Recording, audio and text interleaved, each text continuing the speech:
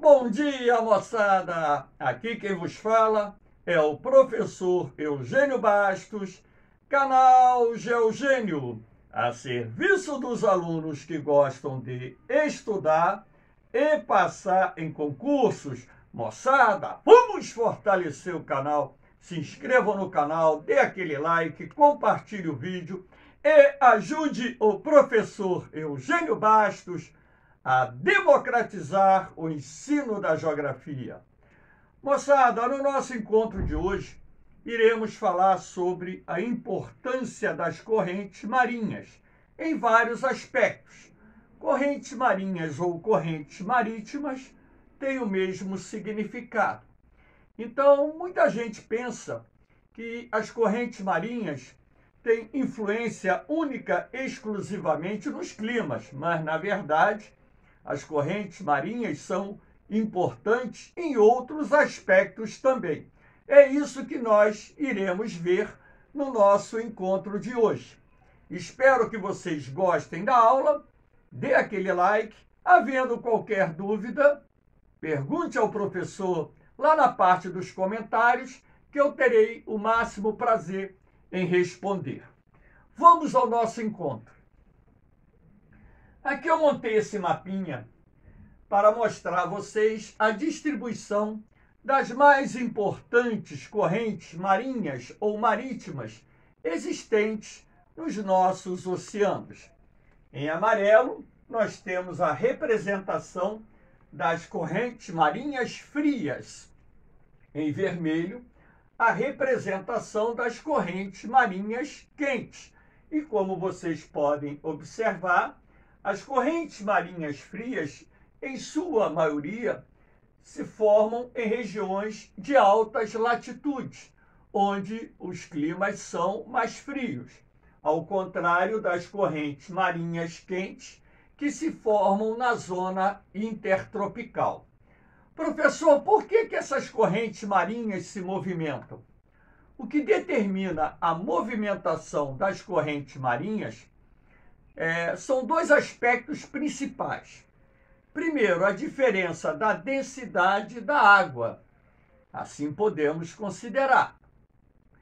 As águas das regiões tropicais mais próximas à zona equatorial apresentam maior concentração de sais, ou seja, um teor de salinidade mais alto. Sendo assim, a densidade dessa água é maior, enquanto que as águas formadas em regiões frias, nas imediações dos polos ou das calotas polares, elas têm menor concentração de sais, sendo assim, possuem menor densidade. Então, um dos fatores que vai explicar o movimento das correntes marinhas é a diferença existente entre a densidade da água morna e a densidade da água fria. Um outro aspecto importante que nós temos que levar em consideração, a diferença de temperatura da água, também é um fator que a gente leva em consideração na medida em que a água morna, ela normalmente fica sobre a superfície. Por quê? Porque o aquecimento dessa água é feito pelos raios solares, principalmente pelos raios solares. Claro que existem regiões oceânicas em que, em alguns pontos, você tem o aquecimento da água provocada por uma área vulcânica ativa, mas quase toda a água existente nos oceanos, mares oceanos, é aquecida pela ação dos raios solares. Então, nas zonas tropicais, você tem um predomínio de águas mornas. Por quê? Porque aí a incidência da radiação solar é mais intensa. Dessa forma, a superfície do mar é mais aquecida do que nas regiões de altas latitudes, onde, em função da inclinação dos raios solares, o aquecimento da água é bem menor. E há também que se destacar em alguns aspectos a questão da incidência de determinados ventos dominantes sobre determinadas regiões oceânicas. Isso também irá influenciar na movimentação das águas superficiais que compõem não só as correntes marinhas, mas os mares e oceanos como um todo. Então, aqui nós temos esse planisfério com a representação da distribuição das mais importantes correntes marinhas do mundo. Elas não foram aqui nomeadas, até mesmo porque ficaria embaralhado os nomes que, se o caso, colocasse aqui nesse mapa. Mas como nós vamos estudar em alguns aspectos algumas das mais importantes correntes marinhas e a influência que elas trazem não só no clima, como também até mesmo na atividade econômica, então vamos ver essa questão. Aqui nós temos a influência das correntes marinhas na formação dos desertos. Inclusive, quando eu dei aula sobre o clima, eu já havia falado sobre isso. Mas como essa aula é específica sobre correntes marinhas, vamos retomar esse assunto. Alguns desertos existentes no mundo, eles estão no litoral, em zonas costeiras. Ora, mas professor, como isso é possível, a formação de um deserto numa zona litorânea, numa zona costeira? Ora, você tem que lembrar o seguinte: se a água do mar estiver gelada, fria, a sua evaporação é menor. Se a evaporação da água é menor, consequentemente, a umidade atmosférica será menor. Se a umidade atmosférica é menor, a probabilidade de ocorrer chuvas será menor, até mesmo porque o ar estará mais seco. E quanto mais seco estiver o ar, menor será a probabilidade da condensação do vapor d'água ser suficiente para que as nuvens que porventura ali se formem alcancem o chamado ponto de saturação, que é a capacidade máxima que as nuvens possuem para reter o vapor d'água na atmosfera. Então, quando as nuvens atingem o seu ponto de saturação, isso ocorre quando a umidade do ar está muito alta, você vai ter a precipitação sob a forma de chuva, sob a forma de neve e por aí vai. Então, em algumas regiões do planeta, nós temos desertos e zonas litorâneas cuja origem, direta e indiretamente, está relacionada à presença de correntes frias, como, por exemplo, aqui nós temos a corrente fria de Humboldt, que banha o litoral do Chile, o litoral do Peru, o litoral do Equador. E aqui nessa parte clara, no norte do Chile, sul do Peru, sul da Bolívia, você tem o deserto do Atacama, que é um dos desertos mais secos do mundo. Repare que esse deserto está aqui na zona litorânea. Aqui no sudoeste da África, você tem o deserto da Namíbia. Esse deserto está associado à presença da corrente fria de Benguela, que está aqui, representada. Então, esse deserto acompanha o litoral sudoeste do continente africano, onde se encontra um país denominado Namíbia. Aqui você tem o deserto do Saara, no norte da África, atingindo o litoral atlântico. Isto porque aqui você tem a corrente fria das Canárias e, sendo assim, contribui para que o deserto do Saara alcance a zona costeira, a zona litorânea do Oceano Atlântico. Aqui no sudoeste dos Estados Unidos, você tem a corrente fria da Califórnia, que também vai contribuir para que o clima ali venha a ser do tipo mediterrâneo. Ou seja, não um clima desértico em si no litoral, mas um clima do tipo mediterrâneo, que é um tipo de clima subtropical que apresenta um verão quente e seco, Enfim. E aqui você tem a Austrália, que possui 2/3 do seu território dominados por climas áridos e semiáridos, e a aridez da Austrália, um país que é totalmente rodeado pelos oceanos Índico e Pacífico, é explicada em tese no litoral pela presença também de águas frias que banham o litoral sul e parte do litoral oriental desse país. Então, as correntes frias, elas são responsáveis pela formação de parte dos desertos existentes em nosso planeta.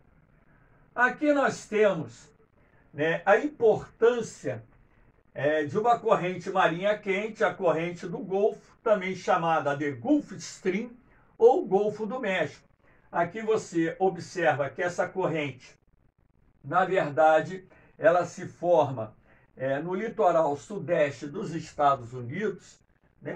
E a gente pode até dizer assim, de certa forma, que você tem a corrente das Guianas, que entra no Mar das Antilhas, contorna aqui pela península da Flórida e vai dar origem à corrente do Golfo, ou seja, uma corrente de águas quentes, cuja origem, teoricamente, está relacionada à região do Golfo do México. Essas águas mornas da corrente do Golfo, elas chegam no litoral ocidental do continente europeu. Claro que na medida em que ela vai alcançando regiões de latitudes mais elevadas, ela vai perdendo temperatura. Ela sai aqui da região do Golfo com temperaturas de 27, 28, dependendo da época do ano, verão, por exemplo, até 29 graus. Agora, quando ela chega aqui no litoral da Grã-Bretanha, olha aqui a Grã-Bretanha, no litoral da Noruega, olha a península escandinava aqui na região, a temperatura já está bem mais baixa, mas, porém, a temperatura da água do mar está acima da temperatura da água do mar nas regiões circundantes. Então, essa corrente quente do Golfo, ela vai amenizar o clima da Europa Ocidental. Se essa corrente marinha não se fizesse presente nessa região, o clima na Europa Ocidental e na Europa Setentrional seria muito mais rigoroso. Aqui você tem a Groenlândia, por exemplo, que está na mesma latitude da Noruega, na mesma latitude da Islândia. Então, a Noruega, ela não tem a Noruega, a Suécia que está mais para dentro, mas a Noruega, ela não é coberta por uma calota de gelo espessa como é a Groenlândia. 90% da Groenlândia está coberto de gelo. Em alguns pontos, essa calota de gelo ultrapassa 1.000 metros de espessura. As geleiras que tem aqui na Noruega se encontram lá nos Alpes escandinavos, e essa massa de gelo que recobre parte da Noruega é muito inferior, representa um percentual pouco significativo do país. Isto porque essas águas mornas aquecem o ar que vem da região do Ártico. Então, as massas polares que se deslocam do Ártico, passando pela Groenlândia em direção ao continente europeu, ao passarem por essas águas mais aquecidas, de certa forma, elas são também relativamente aquecidas, razão pela qual você não tem aqui um clima tão rigoroso como aquele que você encontra na Groenlândia e até mesmo no Canadá, onde o inverno é extremamente frio e rigoroso. Então, essa corrente do Golfo, ela, além de ser importante para amenizar o clima da Europa Ocidental e da Europa Setentrional, as suas águas também, quando as embarcações se posicionam procedentes da América Central, dos Estados Unidos, em direção à Europa, no sentido da corrente do Golfo, então essas embarcações conseguem reduzir o tempo de viagem, porque elas estão viajando a favor da corrente.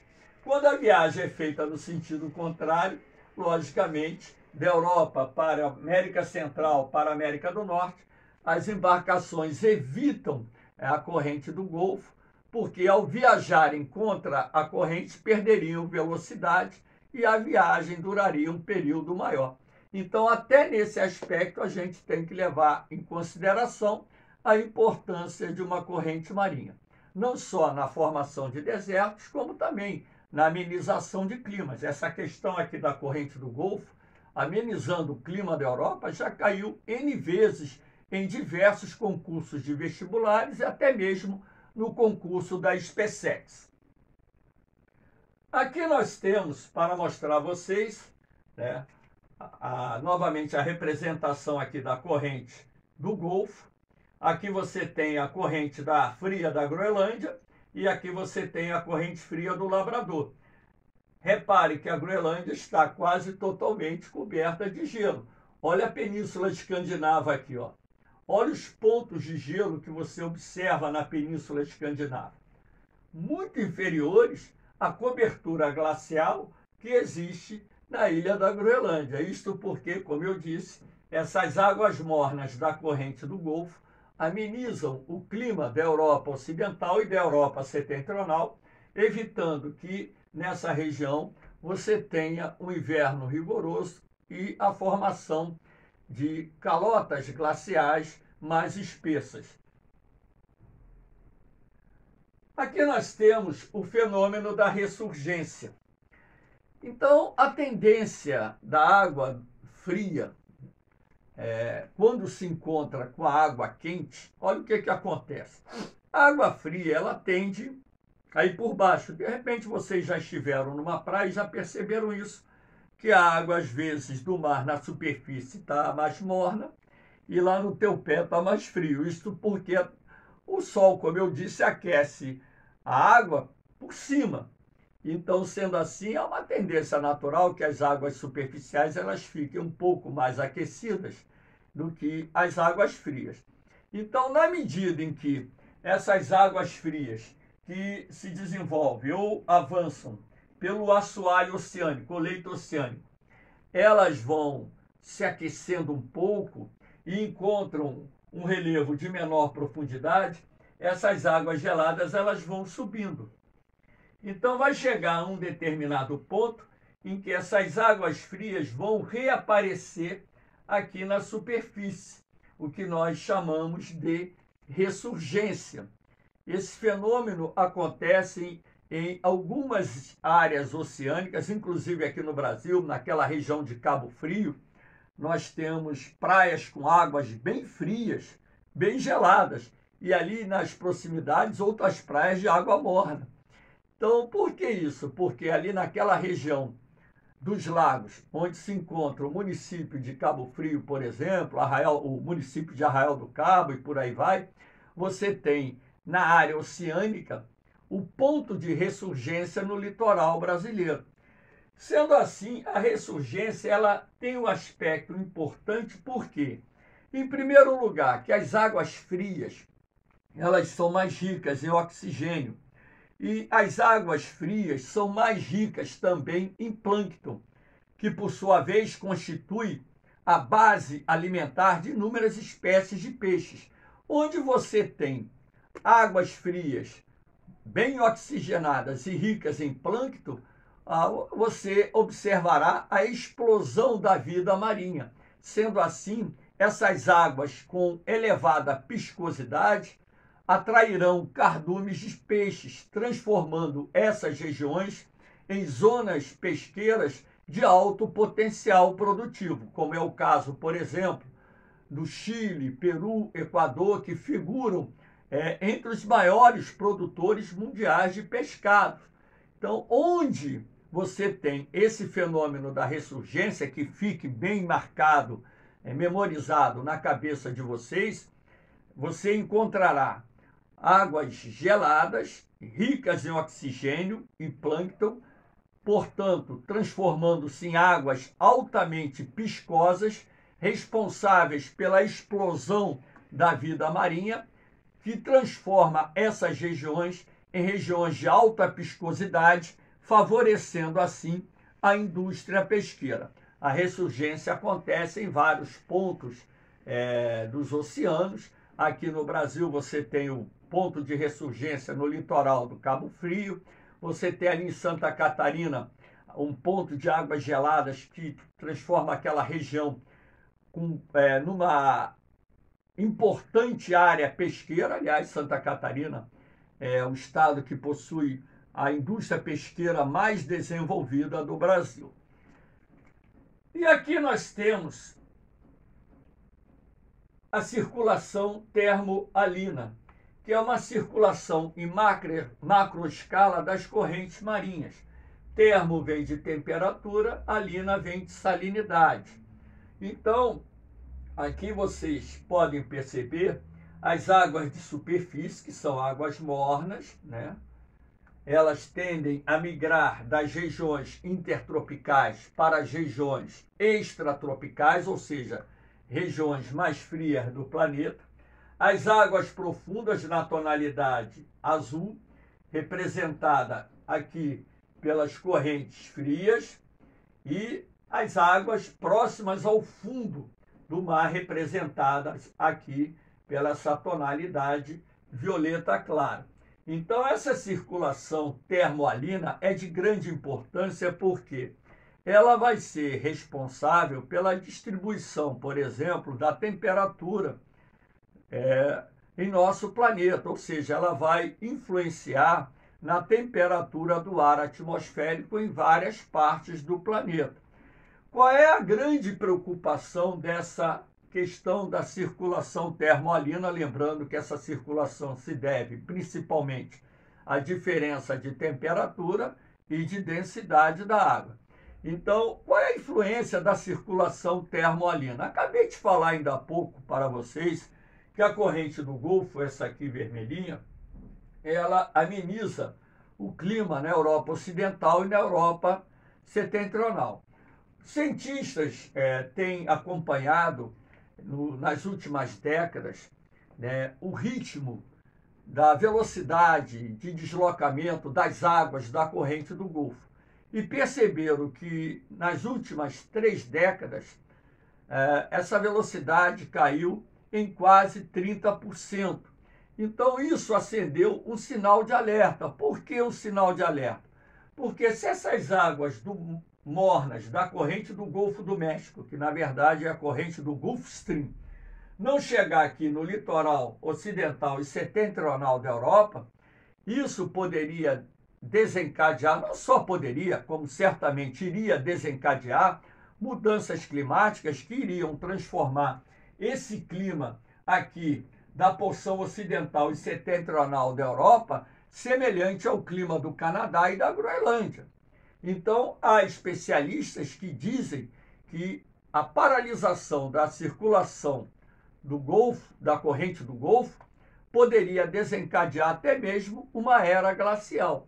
Então, acompanhar a circulação termoalina das correntes marinhas é importante para que a ciência ela possa, de fato, prever de que forma essa circulação pode influir no clima ou nos climas futuramente em função do aumento ou da redução da velocidade de deslocamento dessas correntes. Mas, professor, por que essa corrente do Golfo ela está ficando mais lenta?